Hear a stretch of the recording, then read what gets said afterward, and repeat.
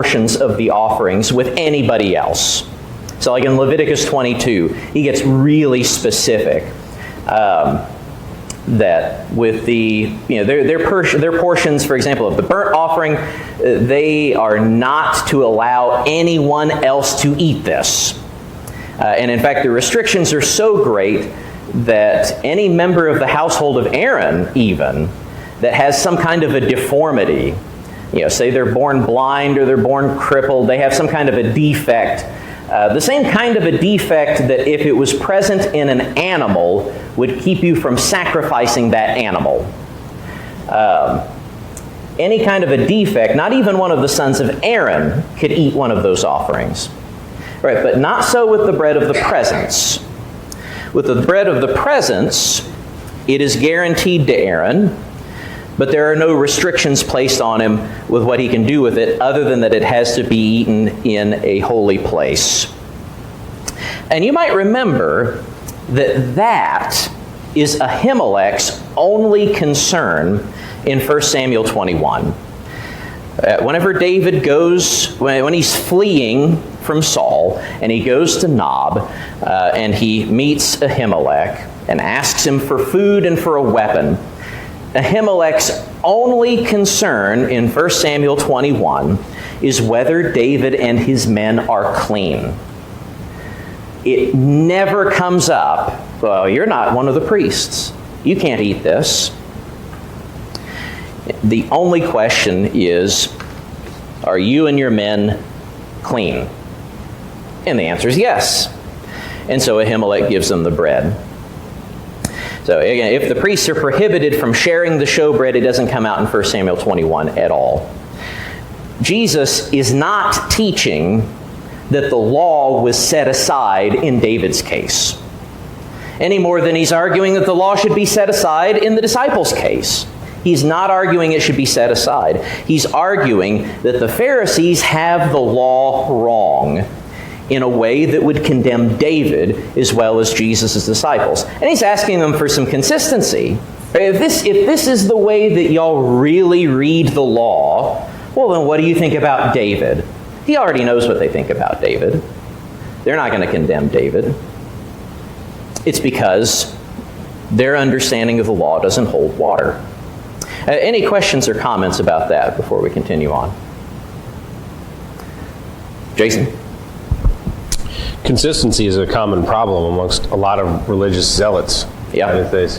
Sometimes it's, and we use this phrase in a lot of other places, but rules for thee and not for me. It's good for all of the rest of you to have to jump through all of these hoops and do all of these things. Yeah. But on the other end, I wouldn't want to uphold myself to the same set of standards. That's what they're doing here. Yeah.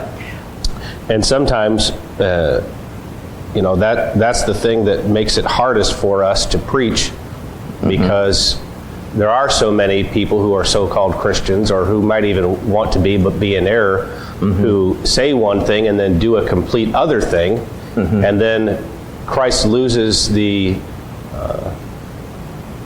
don't know the word I'm looking for, the phrase, but we kind of lose credibility with those of the world when we want to preach or teach, because they see us as the royal us, right? Just all lumped together as one. People that claim to be Christians. That they associate with us. Yeah, well, those guys, they're hypocrites, and so if there's hypocrites in the church and then there's hypocrites in the world, then why am I going to bother having to go through all the rest of this? Because I'm just surrounded by hypocrites no matter where I go anyway. Yeah. And that's why we ourselves have to be very, very on guard against hypocrisy, because if we are not practicing what we preach, that just completely destroys any kind of witness that we have with the world.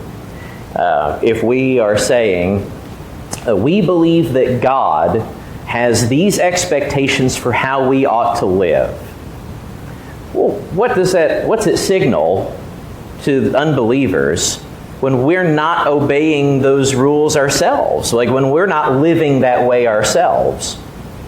What it signals is we don't actually think that God requires that, or we don't actually believe in God. Right? We say that we believe in a God who is all-powerful, who created the heavens and the earth, and who is going to judge us, but then we act like we don't. Right? That's what makes hypocrisy so destructive. It cuts right at the root of faith. The Pharisees, this question of hypocrisy brings to mind what Jesus is going to say about them in Matthew 23, that they bind up burdens that are hard to bear, that things that they themselves wouldn't touch with their little finger. Well, that'll come up when we look at the second Sabbath controversy, because Jesus is going to address the Pharisees with something that, an inconsistency in the way that they act relative to what they teach. So again, all of this goes together with what Jesus has said about his own yoke, his own burden. His yoke is easy, his burden is light. Because he wants what is good for us. He understands what the Sabbath is for, what rest is for, and he is consistent. He's going to give us exactly what we need and exactly what he says. So, excellent. Thank you. All right, any other questions or comments here about David? Okay. Jesus' second response is to cite the work of the priests on the Sabbath. Again, this has got the same force as the David argument, that to read the Sabbath law woodenly is to misread it. So, are you doing something on the Sabbath? Stop doing that. It must be wrong. If you're doing something, it must be work. Well, no, stripping the Sabbath law out of context and making it absolute in a way that the law itself doesn't, would lead to this absurdity, that every offering made by the priests on the Sabbath is a violation of the law, even though the law itself commanded the sacrifices to be made. Again, it's an absurdity. By accusing the disciples of breaking the Sabbath, the Pharisees are guilty of a similar absurdity. Again, it's just, if we came to this completely ignorant of the law, and we're just judging this case at face value, somebody comes to us and accuses somebody else of doing work. So what work did they do? They picked grains off of a stalk and ate them. Right? Would you buy that argument? You're saying this guy's done work and all he's doing is like moving his hand back and forth between his face and something else? Like, get real. The Pharisees are being absurd with their accusation, and Jesus points it out. Have you not read in the law how on the Sabbath the priests in the temple profane the Sabbath and are guiltless? His third response is, I tell you, something greater than the temple is here. And this actually doesn't just look back to what he's just said about the priests. It actually looks back to both of his previous responses, because they both center on the house of God. So that's where David goes to get the showbread and the sword of Goliath. He is in the house of God. And the priests are in the house of God. If a right reading of the law permitted David to eat the showbread from the house of God, and it permits the priests to offer sacrifices on the Sabbath in the house of God, how much less of an excuse do the Pharisees have for accusing the disciples of law-breaking when the disciples are eating in service to the kingdom? All right, something greater than the temple has come. So Jesus' final response is to cite the prophet Hosea. If you had known what this means, I desire mercy and not sacrifice, you would not have condemned the guiltless, for the Son of Man is Lord of the Sabbath. So the Pharisees have missed the entire point of the Sabbath. The Sabbath is not meant to bind additional burdens on the people. The Sabbath rest is meant as a release, And that's the word that the law consistently uses in all of the Sabbath laws, whether we're talking the Sabbath day or the Sabbath year, or especially the year of Jubilee. Those are days and years of release. On the Sabbath day, one of the things we should remember about the Sabbath law is that it's not just aimed at people individually, but it's aimed at them in the way that they treat their servants. Right? You shall not work, neither shall your son or your daughter or your male servant or your female servant. In other words, if you're the patriarch of your household, if you're the head of your clan, who all gets to rest on the Sabbath day? It's not just you, not just king of the hill. Yeah, you can't sit around on the Sabbath day and say, thank you, Lord, for giving me this day of rest, while you're having your servants out doing all of your work.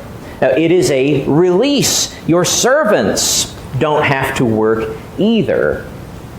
Right, and on the Sabbath year, debts are released, and slaves are released. On the year of Jubilee, property is released. All of this is meant as a comfort and a boon to people.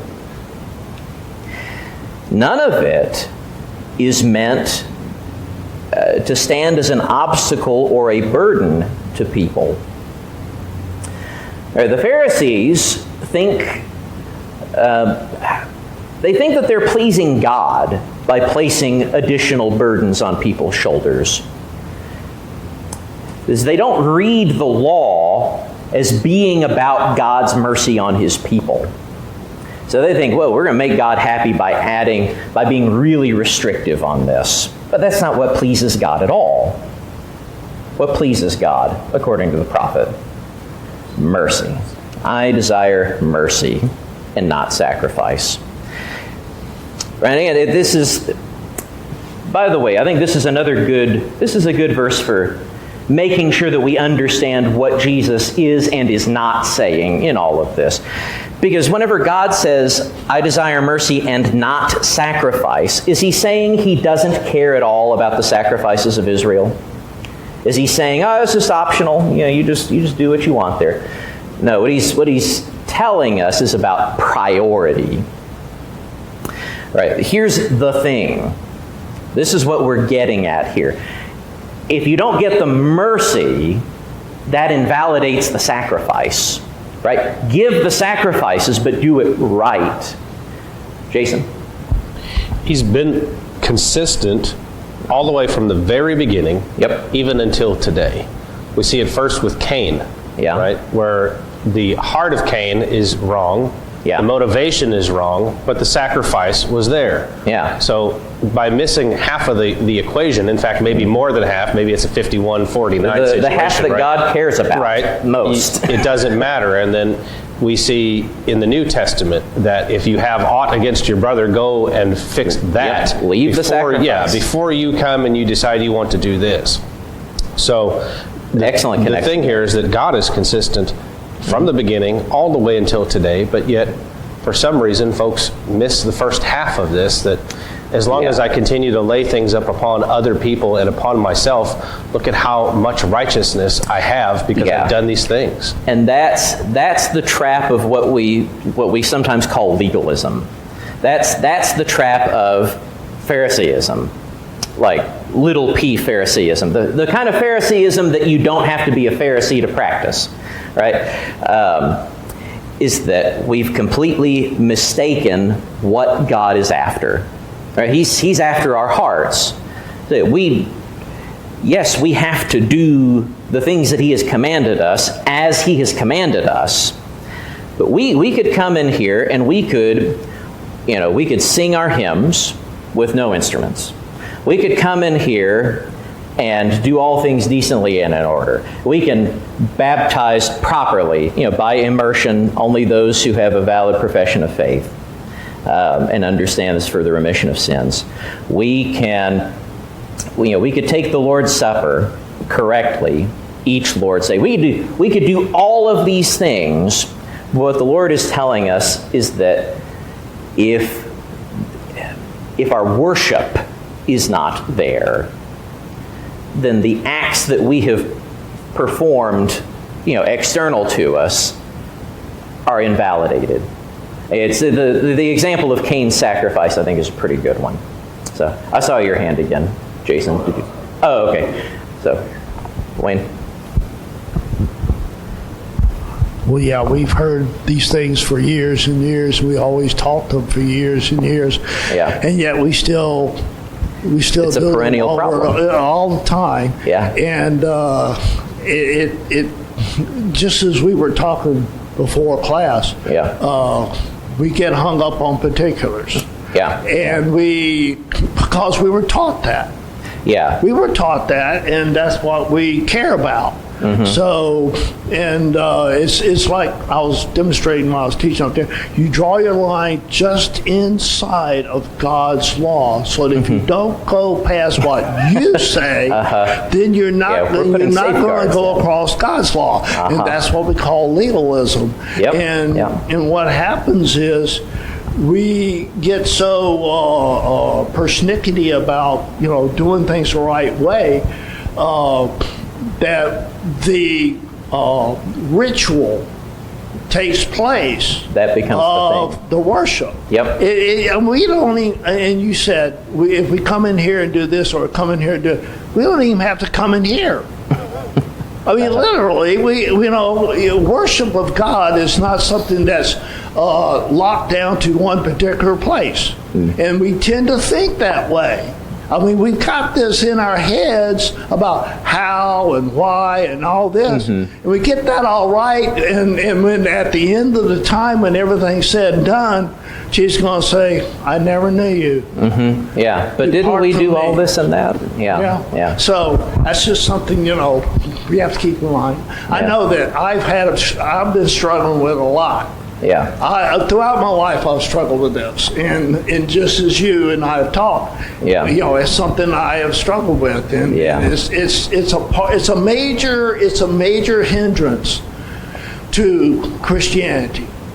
It's a major hindrance. Yeah, well, it factors into the hypocrisy, because there's always a breaking point with legalism. In fact, I think in the next passage we're going to get to it. So let me hold on to that thought for a minute. So go ahead, Jason. Yeah, I mean, the rub of it is he still requires both. Yeah. Right? We still have to do the things, and we have to do the things for the right reasons with the right motivations in our hearts. And that's I think where it's not either or. Yeah, I think that's where maybe the challenge is as Christians, and that's why we have to do these things daily, right? We deny ourselves daily, is because it's easy to get complacent. It's very easy to get comfortable. Yeah. And it's easy to feel like if we just do one, then we don't necessarily have to do the other as much because I'm so good on the other one that this one doesn't matter quite as much. And so Jesus will talk to them later and say, you're like this crypt. You're so, you're polished and you're white and you're clean. And oh man, I mean, it just looks like everything you're doing is so right. Great on the outside. Yeah, you've done all this work to keep the landscaping looking good, but inside it's just still full of dead men's bones. Dead men's bones. Yeah, people are so concerned with this outward stuff and all the motions, going through the motions, that sometimes they forget about the reason. Yep. And then sometimes people really love the reason, right? You're zealous but without knowledge. Yes. Right? You've got your heart's in the right place and you're really, really excited. Yep. And but you're heading 100 miles an hour in the wrong direction. Yep. So it's important that people realize both are required, but one is no good without the other. Exactly. You should have done. Yeah. Yes. Yeah. That's something that he tells the Pharisees. Yeah. You make sure to tithe dill and mint and cumin. You take care of these really fine particular things, but you leave aside the weightier matters of the law. He doesn't tell them, you would have been fine ignoring the small things. He says these you should have done as well as the other. You should get it all. You should do it all. All right. Excellent. All right, so the last thing I want us to consider here is Jesus is saying in verse 8, "For the Son of Man is Lord of the Sabbath." As we said before, Jesus is not claiming some kind of exception on account of his status, nor is he claiming that he can change the law on a whim just to suit himself and his own disciples. Instead, he's flexing on the Pharisees here. One of the questions of this controversy is, who understands the Sabbath better? The Pharisees roll in with their assumption of what the Sabbath means. Look, your disciples are doing what is not lawful to do on the Sabbath. Well, that's the question there. Is it or is it not lawful? Who understands the Sabbath better? Is it the Pharisees? No. The Sabbath is best understood by the guy who invented it. The Son of Man is Lord of the Sabbath. And by the way, I think I've written about this before, but if you're ever curious about the particulars, we could give some book, chapter, and verse about why the disciples are justified to pluck heads of grain on the Sabbath.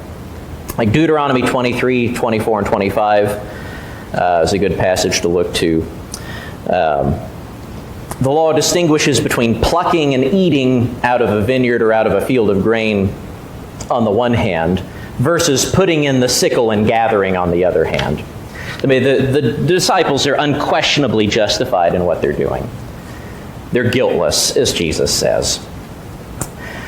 All right, so let's go ahead and we'll move on to the next Sabbath controversy, the man with the withered hand. So he went on from there and entered their synagogue. And a man was there with a withered hand. And they asked him, "Is it lawful to heal on the Sabbath?" so that they might accuse him. He said to them, "Which one of you who has a sheep, if it falls into a pit on the Sabbath, will not take hold of it and lift it out? Of how much more value is a man than a sheep? So it is lawful to do good on the Sabbath." Then he said to the man, "Stretch out your hand." And the man stretched it out, and it was restored, healthy like the other. But the Pharisees went out and conspired against him how to destroy him. All right, so this second Sabbath controversy, like the first one, connects back to what we read in chapter 11, to recall the signs of Jesus' identity. The disciples of John come and ask, "Are you the one who's coming, or are we waiting on somebody else?" And Jesus answered them, this is chapter 11, verse 4, "Go and tell John what you hear and see. The blind receive their sight, and the lame walk. Lepers are cleansed, and the deaf hear, and the dead are raised up, and the poor have good news preached to them, and blessed is the one who is not offended by me." It's kind of like Jesus saw this controversy coming. Healing was one of the signs of the Messiah. But the Pharisees are too busy butchering the Sabbath law to notice. And they're too busy being mad about it.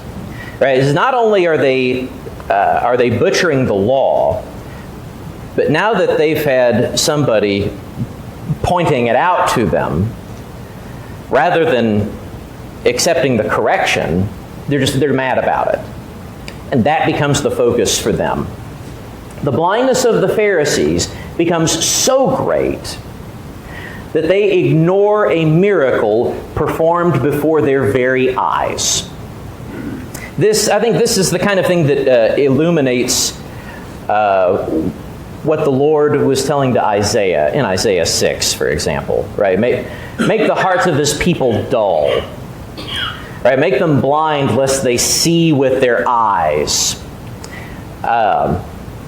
What he's talking about is self-imposed blindness, such as the Pharisees have here. So the controversy starts out as just a mere question. Is it lawful to heal on the Sabbath? And the Pharisees are looking to accuse Jesus. That is, they actually want to bring him before a court, before a Sanhedrin, and accuse him of a crime.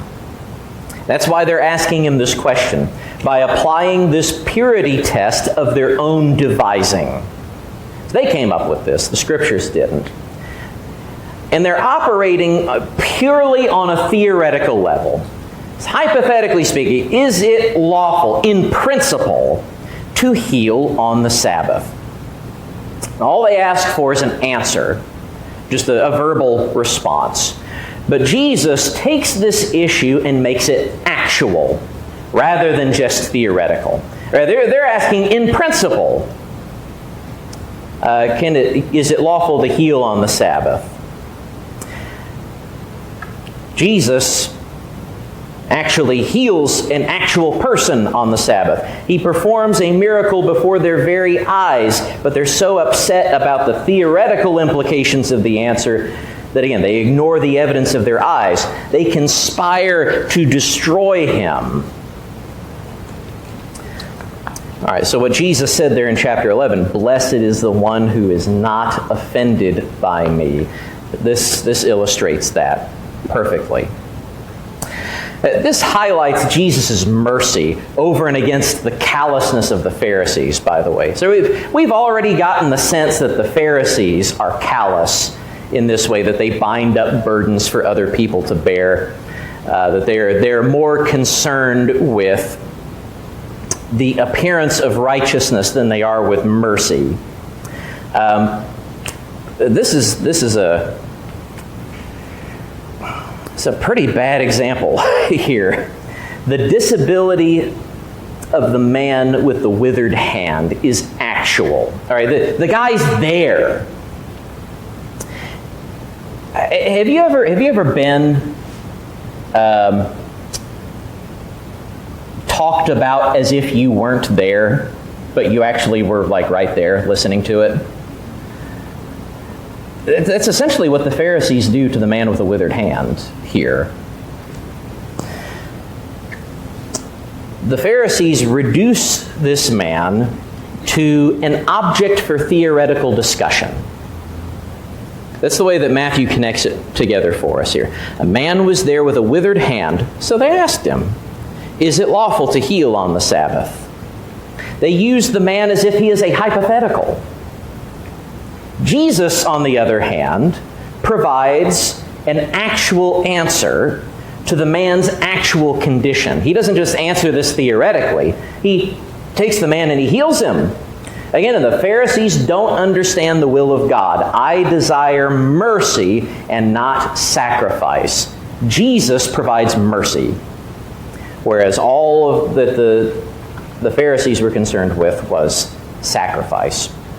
And mercy is clearly at issue here, and this is evident in Jesus' response.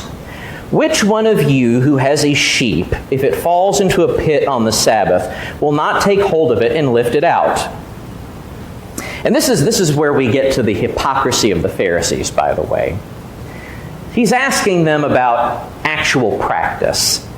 Which one of you who has a sheep, if it falls into a pit on the Sabbath, will not take hold of it and lift it out?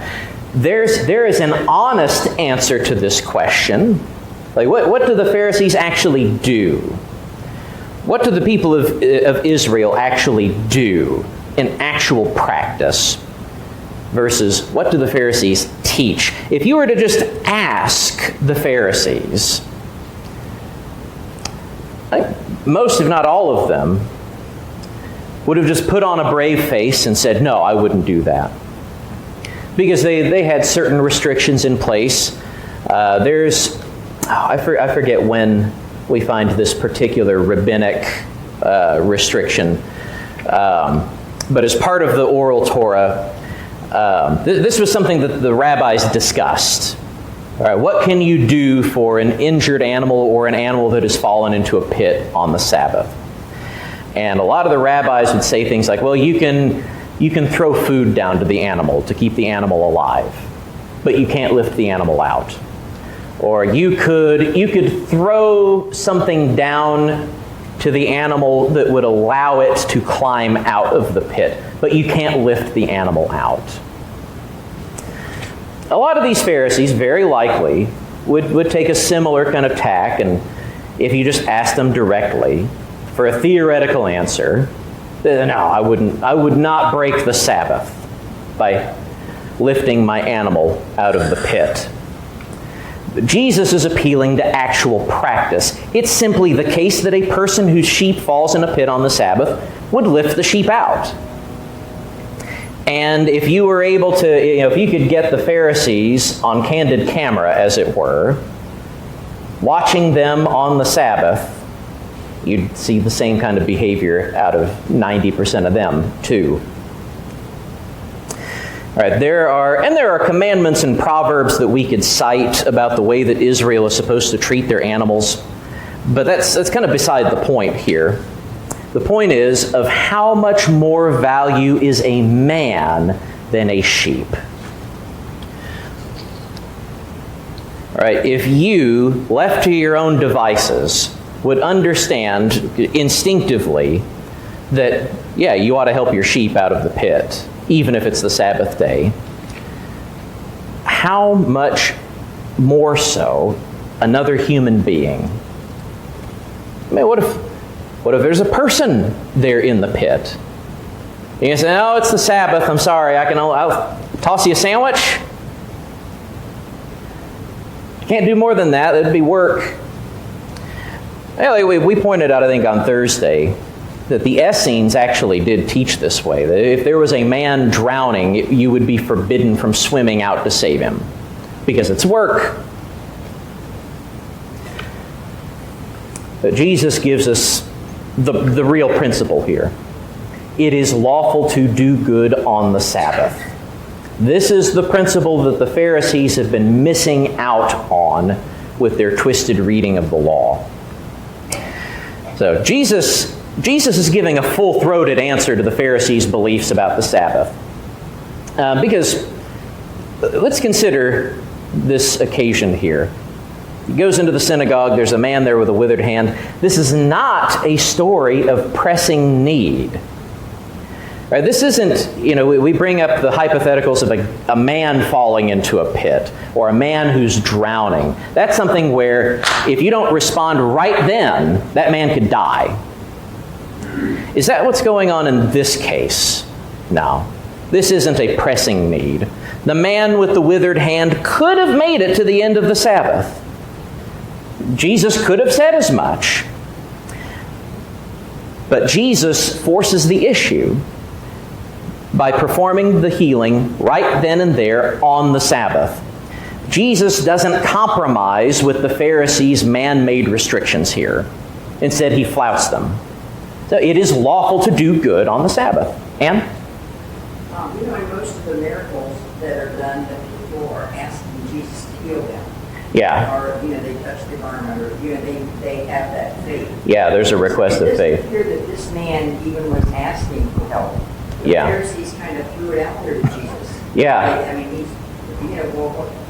can you just heal this man? The man didn't even ask for help. Yeah. With the withered hand, and Jesus just took it for what the Pharisees were doing. They took that example, and I'll show you. Yeah, and we can notice here how Jesus' miracles, or at least how the point of this has changed somewhat. In the previous section, like Ann was pointing out, you have the central question is faith. So you have these people who come to Jesus in faith, and they are healed on account of their faith. Here, the question is not the faith of the person being healed. The question is this controversy concerning what pleases God, what is right, and what is wrong. This is true of the grain plucking controversy too. Right, the disciples, they weren't at risk of dying or anything. Like, they were just simply hungry. But Jesus defended their actions not out of immediate necessity, but because they genuinely did nothing wrong. Again, here, Jesus is not overthrowing the law. He hasn't broken it or placed it beneath some greater cause that somehow supersedes the law. He has fulfilled the law. Jesus is doing what the law was designed for. This is God's original intent from the beginning. And there's no possible way that the Pharisees can accuse Jesus of having done any work. Because what does Jesus do in this passage? Look in verse 13. What does Jesus actually do? He spoke.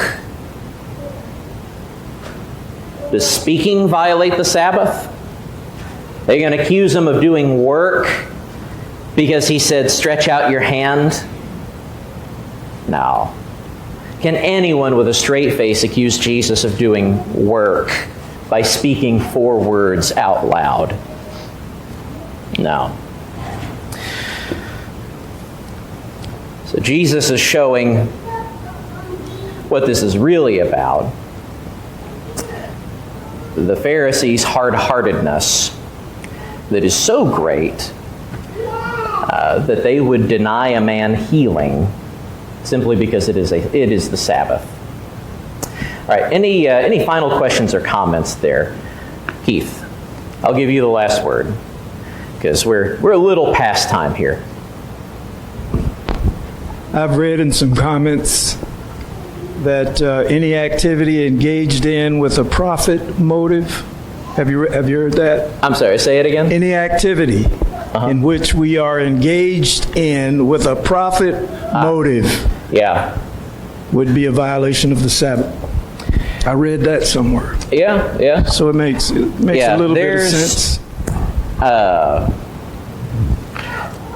Like we said in the last class, it does seem that there's a sense of motive connected to things. That the Sabbath law keeps things kind of vague in general, specifically for this purpose, right? If you're swimming out to save a man, that's not Sabbath-breaking work. If you're out swimming, collecting oysters or clams or whatever, so that you can sell it at your market, you've broken the Sabbath then. You're swimming either way. One of those is a Sabbath violation and the other is not. All right, excellent point. Thank you so much for your questions and comments and for your kind attention this morning.